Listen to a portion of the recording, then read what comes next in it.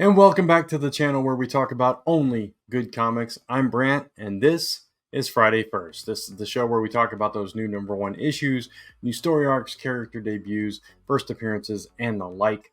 And this is for the books coming out for April 16th and 17th. So next week's books are the books that we're ultimately going to be talking about. Now, before I get into anything else, I'm going to apologize because last week I was like, oh, I'm going to, put these recap kind of mini reviews into another upload, another video. And I was going to try to put that up on Monday. I did not commit fully to it. And it's a good thing I didn't because I obviously did not put any videos up this week. Just full disclosure, I did something to my back over the weekend for 2 days straight. I couldn't stand up straight. I was walking around with a cane. So it was a bit of a painful weekend for me. So I just, trying to catch up on everything else that I got behind on over the weekend. Kind of made it impossible for me to do any video content this week, unfortunately.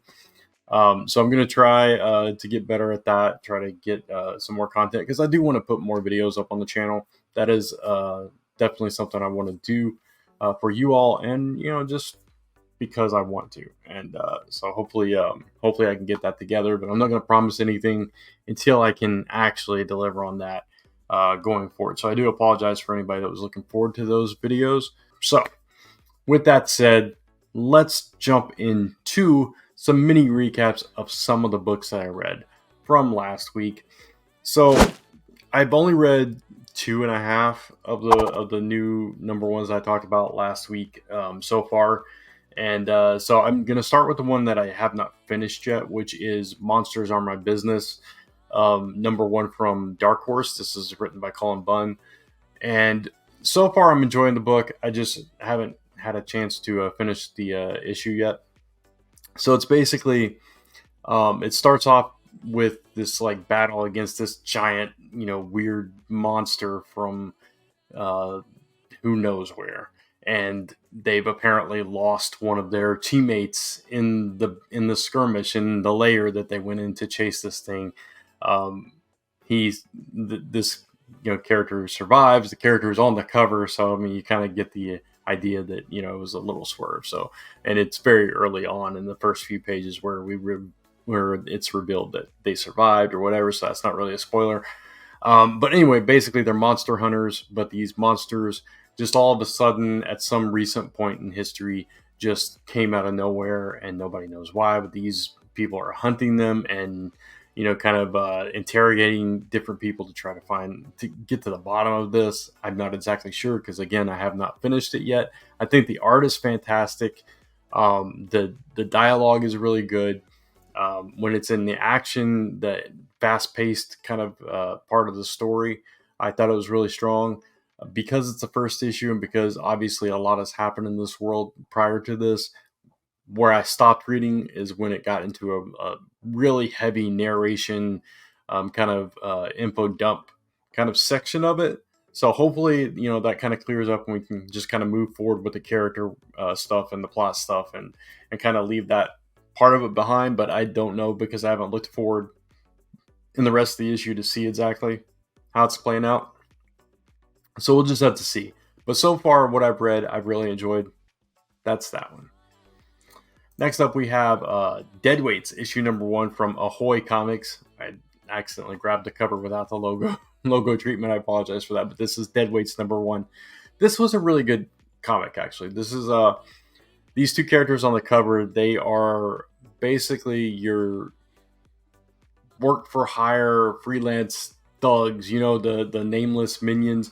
Actually, that's not even true. That's what I thought they were going in, that they were like these nameless minions that, kind of work for random supervillains and stuff like that. But they were actually members of this supervillain team, prominent members. And one of them has a girlfriend that's still a member. But these two decide, right, specifically the guy on the left there, decides that he's done with this life. He doesn't want to have any part of it anymore. And he tries to walk away and his best bud follows him. And in their process of trying to turn their lives around, they get caught up in a battle with these heroes again, who may not be as heroic as they seem. Seems like they like to take the violent measures against these villains, and just it's a weird vibe where you kind of feel like maybe the bad guys aren't so bad, maybe the good guys aren't so good. And I think that was in the description of the first issue as well. But you definitely get that vibe from this. But something major happens. Somebody is lost to this that they come in contact with. It's a very dramatic situation.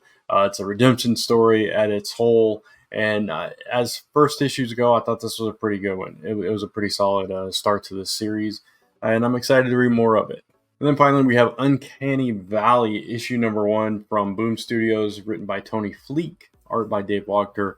And this is an interesting story. So this, it gives me like Percy Jackson vibes in a little bit of a way, because there's this kid. He is new at school. He apparently moves around a lot. His mom's a nurse. You get the impression that, this is not his first time being a new kid at school, that his mom travels a lot. And this kid, he gets into trouble right off the bat. He literally jumps off a bridge when other kids want him to, but the kicker is he doesn't get hurt. And so some other things happen throughout the issue that are unexplainable. And the kid's like, I'm not going to tell you, Mom, because you're not going to believe me, all this stuff. So ultimately, what happens is this cartoon Yosemite Sam type character comes along. I'm not going to spoil who this is in relation to the characters of the story, but basically this cartoon world is real, and maybe the mom knows about this, and this kid is really special because he comes from both worlds, maybe kind of very Percy Jackson, and the secret has been kept from him because the mom didn't want the life for him and all that stuff. So it's very much like that, but it's basically this kind of Roger Rabbit meets Percy Jackson kind of vibe. So it's really interesting, really fun book. I enjoyed the first issue quite a bit. So that's that one. So with those little mini recaps done in the books, let's jump into the books that are coming out next week. All right. We are back with our first book to talk about. Let's talk about that first honorable mention from Dynamite Entertainment, Gargoyles Quest, issue number 1. And before I get into that, just a reminder, this is not sponsored content, but the site that I use to track all this is leagueofcomicgeeks.com. You can keep your pull list. You can mark what you've read. You can put stuff on your wish list. It's a pretty cool site. Go check it out. I recommend it. And again, no sponsored content here. I just want to share it because it's a cool resource. But there you go. So Gargoyles Quest, issue number 1. I fell off of the main Gargoyles series after the first issue. It was a little bit overwhelming for me. It had been a long time. But that said, Greg Weisman is a really good writer. Pasquale Quilano is a fantastic artist, and they have teamed up for this new chapter in the Gargoyles saga. They're on the search for these ancient magical artifacts, so it could be a really cool story if you're a really big Gargoyles fan, or you've enjoyed the Gargoyles stuff from Dynamite so far. This might be right up your alley. Our next honorable mention is 7174 AD, issue number 1. This is a series premiere from Image Comics, and it is basically a collection of stories and different things from Ashley Wood and T.P. Louise. If you're a big Ashley Wood fan, you're probably going to want to check this out. It looks like this first issue has 2 full-length tales, Duo Star Racers, and Miss and Mrs. So you got 48 pages of content there for $4.99. So again, if you're an Ashley Wood fan, I just wanted to call this one out. It's a new Image title. Ashley Wood's a known name with a lot of content out there, and I know has a lot of fans. So check that out if you are. Okay, first up we have Giant Size Hulk, issue number 1. This is celebrating 50 years of the Giant Size books, and this is a one-shot written by Philip Kennedy Johnson, and it revolves around a new character that is stolen something. It's this gruesome new threat, and the Hulk is on its trails. It also obviously includes a reprint, this time of Incredible Hulk issue 372 by Peter David and Dale Keown, featuring high-speed action and heart-rending drama in a Hulk tale for the ages. So, yeah, if you're a big fan of these giant-sized books, and you're a big Hulk fan, you will want to check this one out. For me, I am giving this one a potentially good. I have not been enjoying the main Hulk series. I actually dropped it very early on, but this is a one shot, so I might give it a shot, and we'll see what happens with that. But yeah, potentially good for me. Next up, we have Dudley Datsun and the Forever Machine, issue number 1. This is by Scott Snyder and Jamal Igle. And it's a sci-fi adventure about a boy and his dog and a machine that controls time and space. What could go wrong? That's an interesting lead up to that. Yeah, so there's not really much to say about that. He's a 15-year-old kid. He is able to travel through time. We'll see if things get messed up and messy and all that good stuff.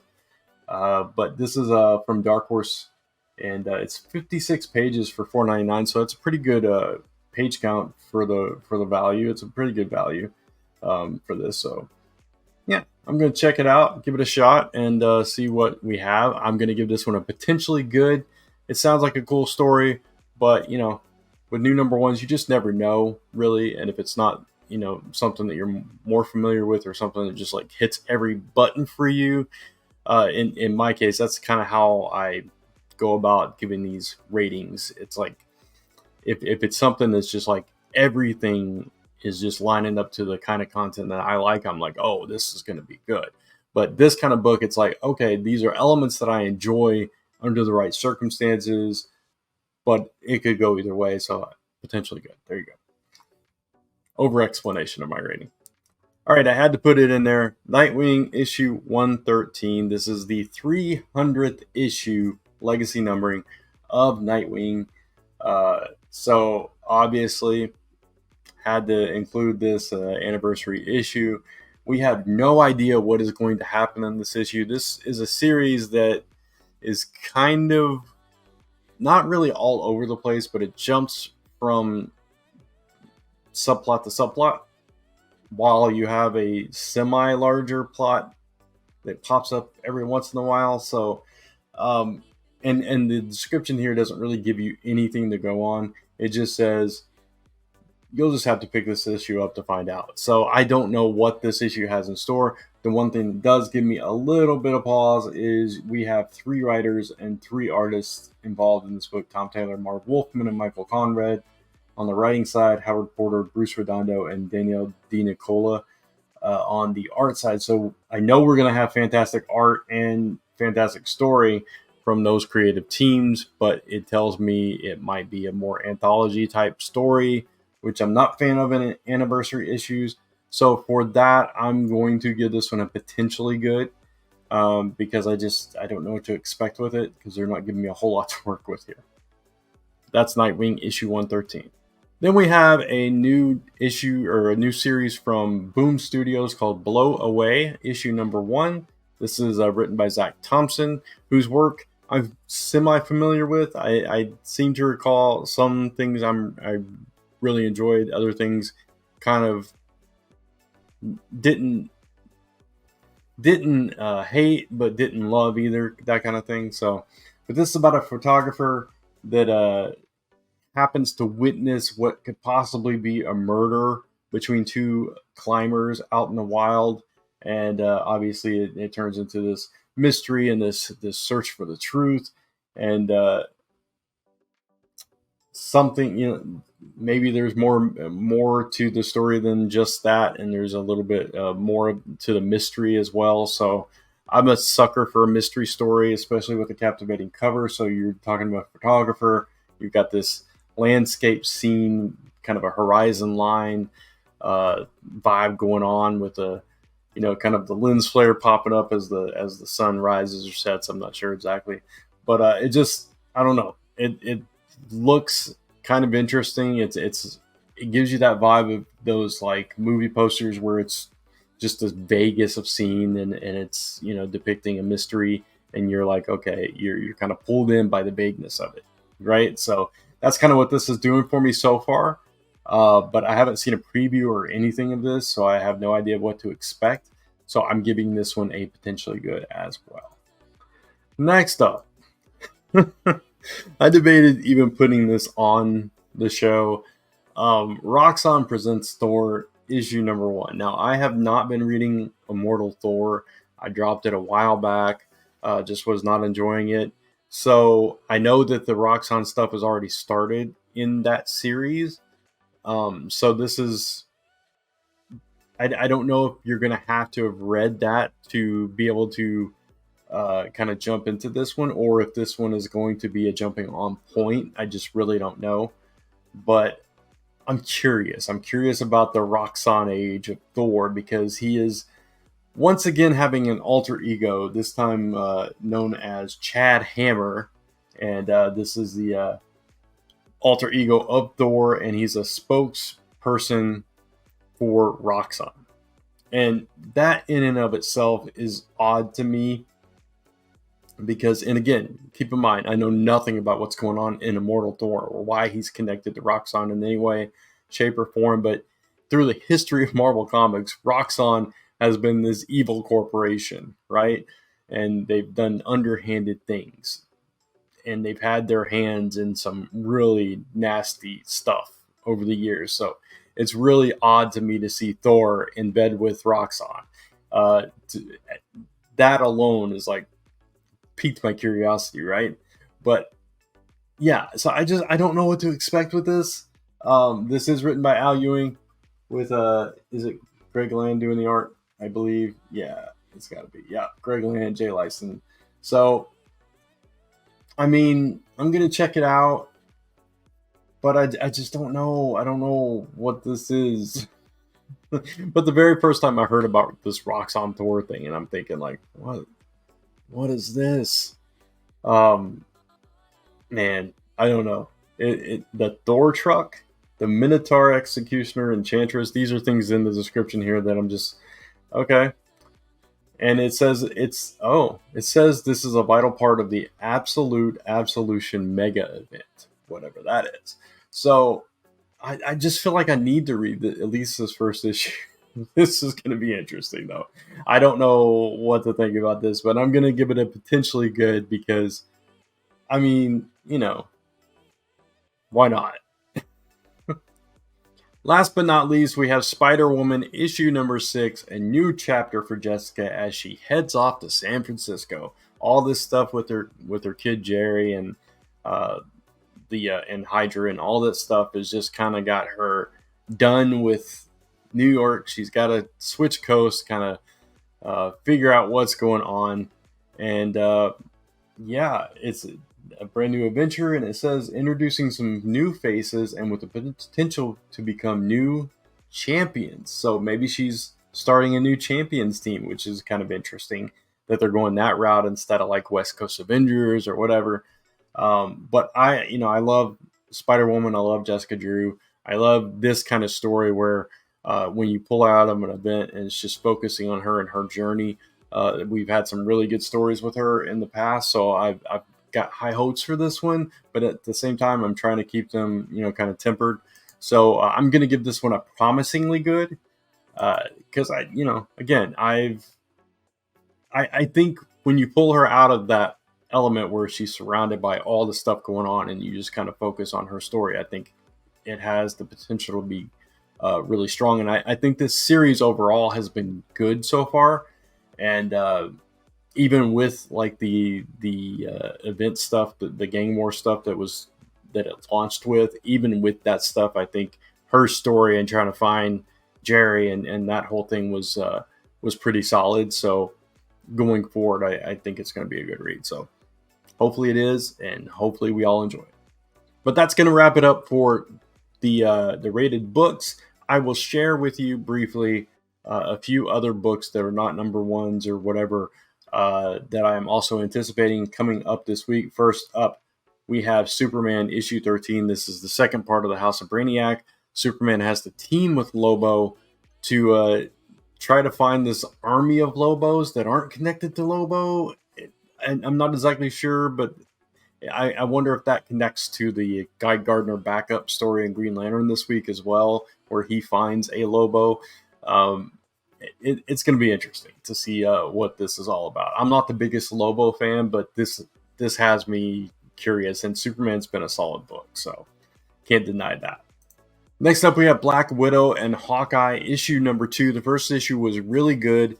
Hawkeye's gotten himself into some trouble, and Black Widow, symbiote in tow, has come to his aid, and we're going to see what happens with that. It seems like Hawkeye at the end of that issue might have been guilty, so we're going to have to see how that plays out, and if Black Widow actually takes him in or helps him figure out what's actually going on. Actually, he says he did it, so I don't know why. Hopefully he had a good reason, but we'll have to see. But it's that first issue is really good.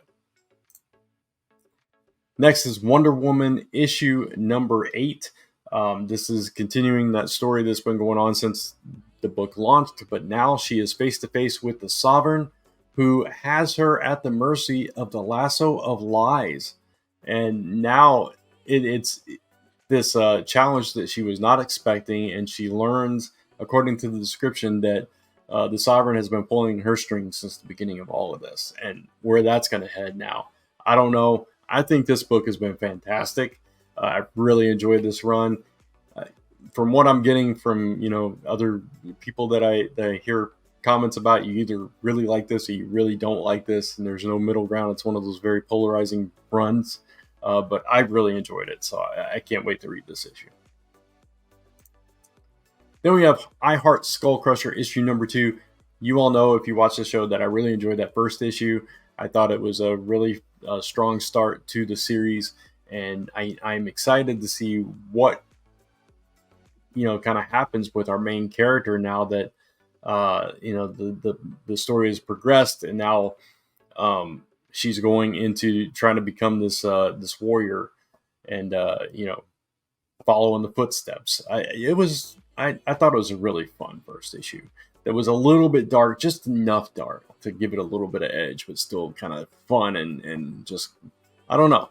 I really enjoyed it, so can't wait for that second issue. Cobra Commander issue number 4 is next. I cannot wait for this book. Nemesis Enforcer, I called it. That this bodyguard that he was with was Nemesis Enforcer, and I was so excited to see that. He looked really awesome on the page. I wish the original toy had looked this cool. It did not. But I really cannot wait to see what happens with this reveal that there's Energon there, and Nemesis Enforcer is now unleashed, and what's going to happen with Cobra Commander and how this ties into the larger universe. I think there's only 2 issues left, this one and the next one, and then then we're on to Scarlet and Destro. And finally, Kill Your Darlings issue number 8. The series finale makes me so sad to see this book go. This book has been phenomenal. Just a fun story, fun character arcs in this book, start to finish. And I am really excited to see where it ends and if it leaves it open for a continuation possibly down the line, which I would love to see. So we'll just have to see. But that's it. That's all I've got for you this week on Friday 1st. Hope you enjoyed it. If you did, please give it a thumbs up. It really does help the show. And of course, hit that subscribe notification bell so you don't miss any of the episodes or other content that comes up on the channel. Of course, you can follow me across social media at Only Good Comics, and go to onlygoodcomics.com to come right back to this YouTube channel so we can talk about only good comics. Until next time, thanks for watching. Keep reading those comics and take care.